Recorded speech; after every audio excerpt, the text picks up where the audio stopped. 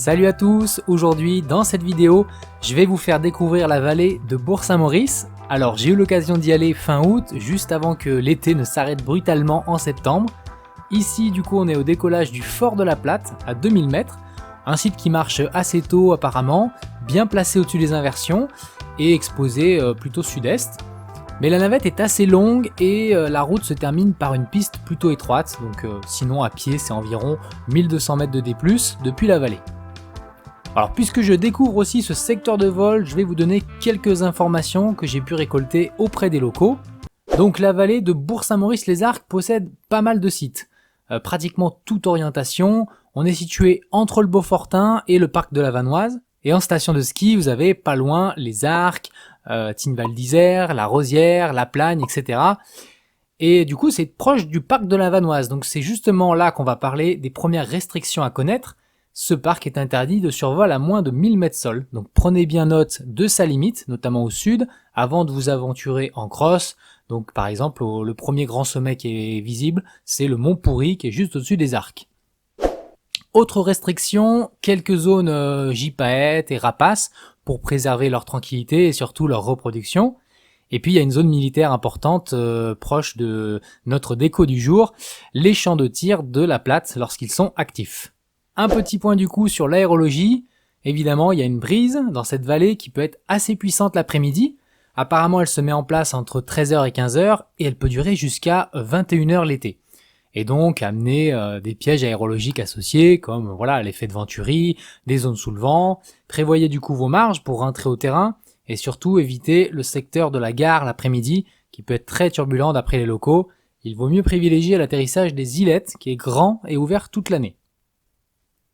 Et enfin un petit mot sur le fun parce que cette vallée de la Haute-Tarentaise est particulièrement sensible à ce phénomène dès lors que le vent météo est de secteur sud-est à sud-ouest.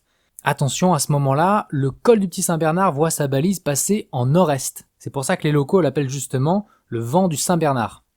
Et c'est un piège qui est souvent indétectable au décollage, ni même en fond de vallée, mais entre les deux, il peut y avoir une couche de vent avec des vents très turbulents. Par exemple, une vague de 80 km/h, imprévisible et soudaine, peut arriver.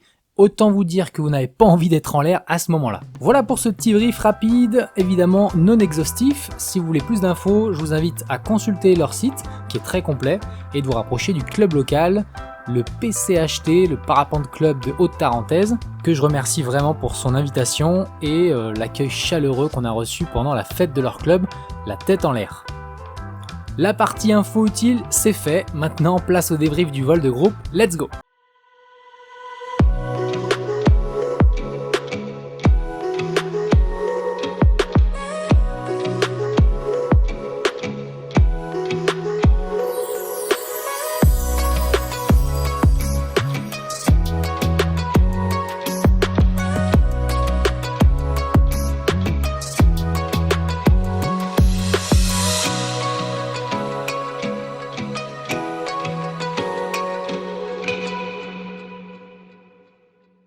Bon, on est bien arrivé à Bourg-Saint-Maurice, on a direct pris la navette pour monter au Fort 2000. Et on vient d'arriver au fort. On a fait 1100-1200 mètres de navette. Et au moins on est en hauteur bien placé pour apparemment déjà partir sur un petit tour du bocal, quoi. On va attendre que ça se mette un peu en place, mais on a les copains locaux qui sont là, donc puis on va attendre les autres qui vont arriver. Alors ce dimanche, on est une petite bande de pilotes à se retrouver ici, Barbara, Julie, Estelle, Laurent et Christophe, mais j'ai pu mettre que 4 trasts sur le replay 3D, au moins sur la première partie. L'idée c'était de faire déjà un tour du bocal. Ce topo était dans le bouquin Topo Cross Parapente, que je vous recommande vraiment, mais ce jour-là je l'avais pas regardé, on avait pris tous les conseils par les locaux et c'était bien plus cool.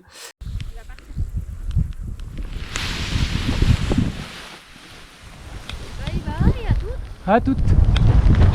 Yippee! C'est bon ça!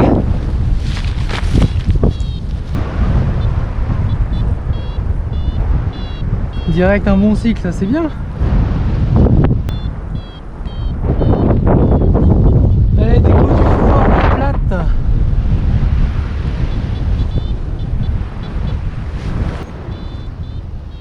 Alors Alors au départ, à l'étage 2000-2500 mètres, le gradient est pas énorme et les thermiques sont plutôt faibles, faut bien s'appliquer à rester dans la pompe principale. Et voilà le fort de la Platte. Allez, 2050 mètres, ça sort déjà tranquillement dans du +1, tout tranquille. Voilà, 2004, le Mont Blanc apparaît. La journée s'allume un peu partout, on espère qu'on va faire des beaux plafs à plus de 3500-4000. Je pense que la masse d'air va être meilleure quand on va arriver au-dessus de 2005-3000. L'idée alors du coup faire un tour du bocal en cheminement les faces est ici, sud-est, et ensuite en transitant sur la Plagne, en revenant sur le Mont Jovet, et puis finir par Belle-Côte, les grands glaciers à 3004. Et ben on a rejoint Christophe, 2660, magnifique vue sur la vallée, Belle-Côte en face, le Mont Pourri. J'arrive, je vais te rattraper mon coco. Regarde à tes stabilos. C'est super beau. 3004 quasiment, je commence un peu à cailler. On aperçoit rapidement les 5 lacs du vallon de la Forclaz. Magnifique secteur de randonnée aussi que je vous recommande. La pyramide qui doit être derrière le lac de Roseland, on doit l'apercevoir ici un peu. Le Cormet de Roseland, ça doit être là-bas.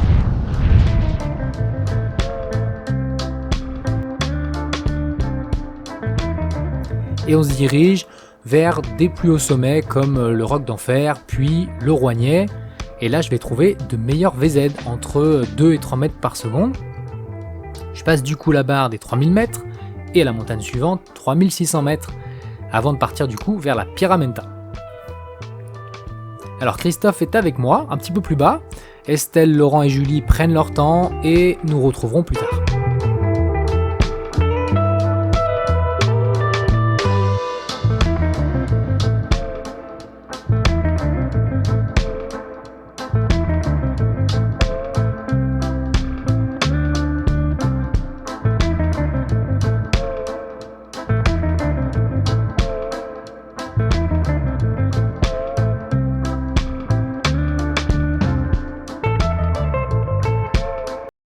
Voilà, bah fallait bien monter suffisamment haut pour voir le lac de Roseland.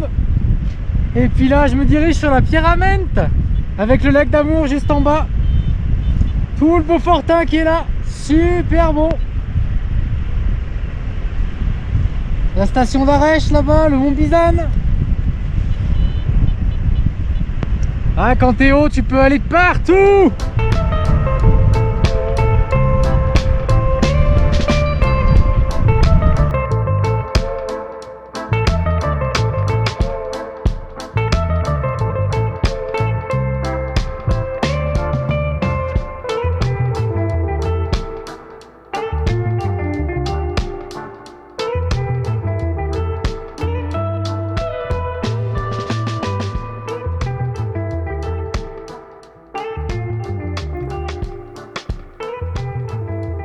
L'aérologie est de plus en plus généreuse à cette altitude et je trouve un thermique entre 3 et 4 mètres par seconde et c'est celui-là qui va m'amener à mon plafond du jour, du coup 3819 mètres, un record perso pour moi. Survol de la Pierramenta, bord du massif du Beaufortin. C'est le Mont Blanc, lac de Roseland, il y a des vautours fauves devant là, youhou, trop bon. Mais bon, ça sert à quoi de monter si haut à part se cailler les miches? La vue est magnifique, ça y a pas de souci. Et ben ça sert à profiter des lignes au nuage. Et du coup on peut s'affranchir des contraintes liées au placement en relief. Quand il y a de la brise en bas, on subit moins, etc. Et ben c'est ce qui va arriver un petit peu à Christophe. Lui qui a un peu plus de mal avec les hauteurs sol importantes, il n'a pas voulu rester dans le thermique, il est resté 800 mètres plus bas que moi. Et du coup, sa ligne elle va descendre beaucoup plus rapidement. Et il va se retrouver dans la couche un peu plus stable, il va être obligé de faire le tour de la montagne, et voilà, au printemps ce secteur il marche certainement très bien, mais là en été, en général, plus tu restes haut, mieux c'est. Et du coup, ne trouvant pas de solution, il fait le choix de rentrer au terrain en se laissant glisser dans le lit de la brise, et on le retrouvera plus tard au deuxième vol.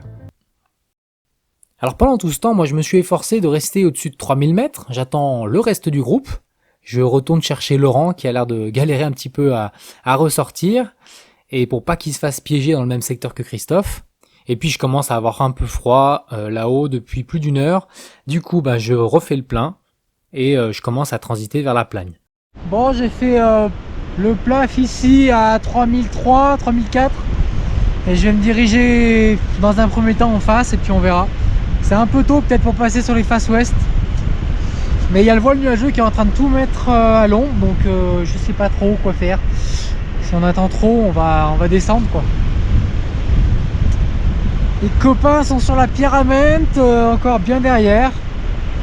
Je commence à me cailler en fait, à plus de 3000 depuis déjà 1 heure, 1 heure et demie. Et j'ai rencontré un petit peu de vent d'est pendant ma transition.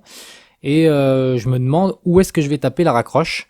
Les locaux m'avaient parlé du Saint-Jacques, qui apparemment marche très bien, mais c'est plus à gauche. Finalement, je suis allé un peu plus loin. Julie m'avait parlé au bout de la vallée du Doux de Moutier, qui apparemment est assez costaud. Quand la brise est forte, ça vient taper sur la combe et puis ça remonte toutes les bulles de la vallée.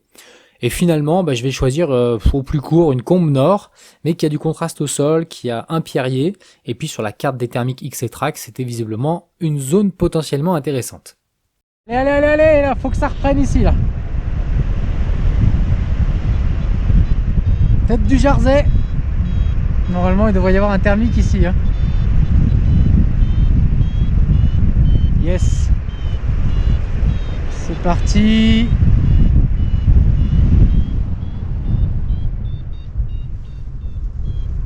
Alors je trouve effectivement le thermique, mais au lieu de rester plus longtemps dedans, je commence à cheminer un peu à droite. Je suis attiré par cette crête, par les paysages. L'idée était pas très bonne puisque on est toujours sur une face nord et puis le soleil est quand même bien voilé, donc il n'y a pas beaucoup de rendement sur le cheminement. C'est pas vraiment idéal pour ça. Et j'ai perdu toute la hauteur que j'avais. Je suis maintenant dans le pierrier beaucoup plus bas, sans appui. Du coup, faut que je change de secteur. Je traîne pas à changer. Je vais changer de crête parce que ça marche pas ici. Je vois qu'Estelle, elle a repris un truc. Ah oui, je te vois. Bon, on va être à 3 dans la même zone. On va bien réussir à trouver quelque chose. Estelle, qui a assuré comme il faut tous ses plafs, elle a bien fait son retard.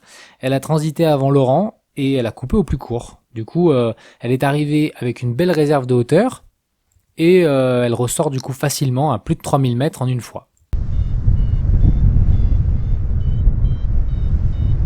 Ok, j'ai trouvé le thermique là, entre les lignes d'arbres vers le téléphérique. Ouais, thermique solide, il vaut mieux le garder. Alors je trouve aussi la sortie dans un thermique moyen, mais je le quitte parce qu'il semblait s'essouffler à 2700 mètres. Allez, 2720, je vais partir aussi en direction de la Plagne. Ça commence à être un peu mou ici. J'espère qu'on trouvera autre chose. Ouais, j'ai raccroché par là. Et on va suivre la ligne de crête qui va du Mont Jovet jusqu'à Belle-Côte sur la Plagne. Mais du coup, en suivant Estelle et avec 300 mètres de moins, je trouve pas la pompe suivante qu'elle a trouvée. Ça m'aurait permis de sauter enfin sur les crêtes sud du Bécoin. C'était pour moi l'idéal, ça aurait fait un cheminement cadeau pour la suite du vol. Donc je reste bloqué sur le côté station avec Laurent et c'est assez compliqué de survivre ici. Le ciel est de plus en plus voilé et avant d'être trop bas, je tente un dernier sauvetage sur le bas du Saint-Jacques. Bon, c'est un peu la galère quand même, hein. Il n'y a pas grand chose de ce côté, hein. Bon, c'est un peu une face nord, j'ai l'impression, donc nord-ouest, c'est un peu tôt là, il est à peine 14h40, donc le voile nuageux ne facilite pas les choses. On va essayer d'aller sur le Saint-Jacques là-bas, mais je suis bas, hein. Je suis bas sa mère. On dirait bien que la brise donne un appui sur l'épaule au-dessus de la forêt.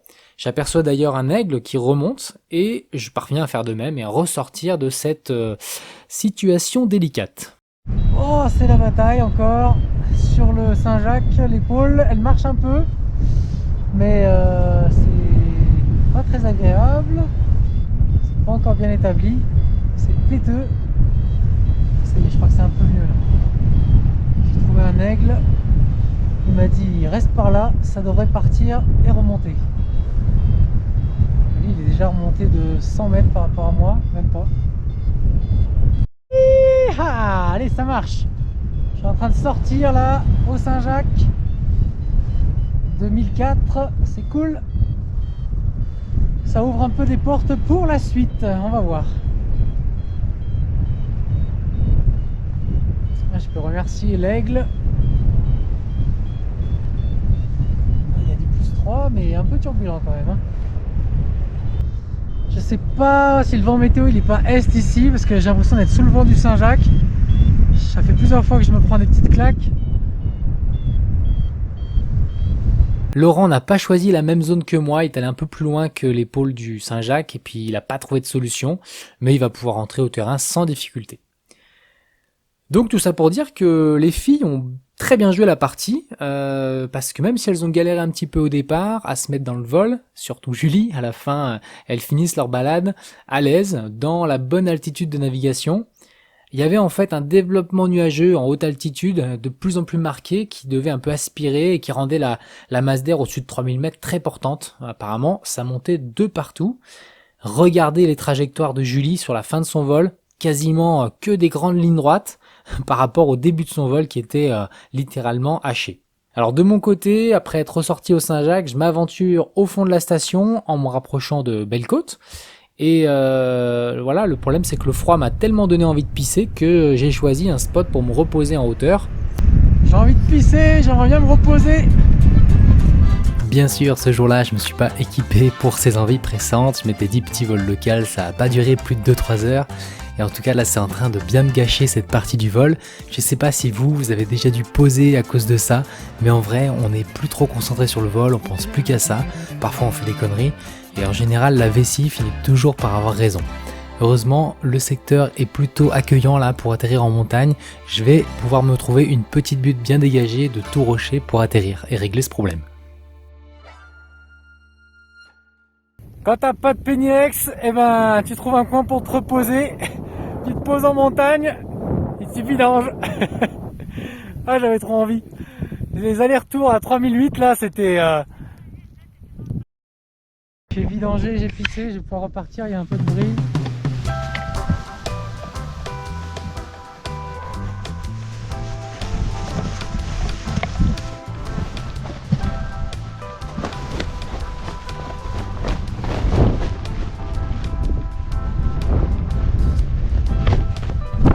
Une fois la vessie vidée, je redécolle, mais bon, à cette hauteur, la masse d'air s'éteint peu à peu. Les formations géologiques sont très jolies à observer de près, mais il va être temps de rejoindre Christophe aux Arcs pour en terminer avec ce vol, boucler tranquillement cette balade, et puis le bar nous attend à l'Atéro. Voilà, on arrive sur Valandry, Pézé-Nancroix. Le Vanoise Express qui est là. Ah, les petites bennes, elles sont là les petites bennes. Je les ai prises régulièrement celles-là. Et oui, souvenir, bah, ça n'a rien à voir l'été, hein, mais c'est joli.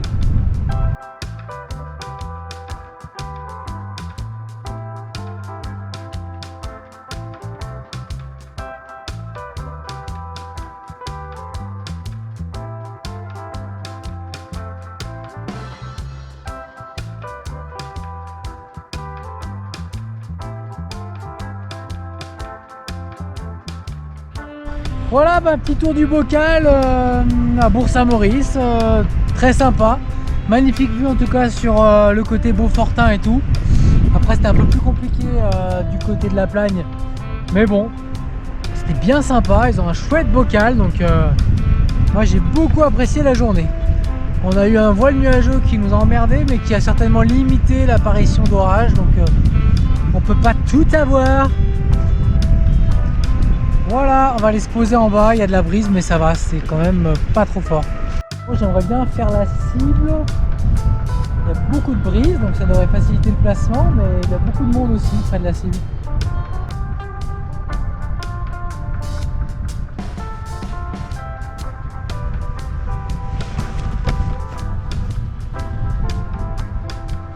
En tout cas, j'espère que le débrief de vol vous a plu, que ça vous a donné envie d'aller visiter cette vallée de Bourg-Saint-Maurice. N'hésitez pas à me mettre un like, un commentaire pour soutenir la chaîne. Et puis je vous mets quelques liens en description de vidéo. N'hésitez pas à aller checker tout ça si jamais vous voulez venir voler par ici. Allez, moi je vous dis bon vol, ciao, à la prochaine.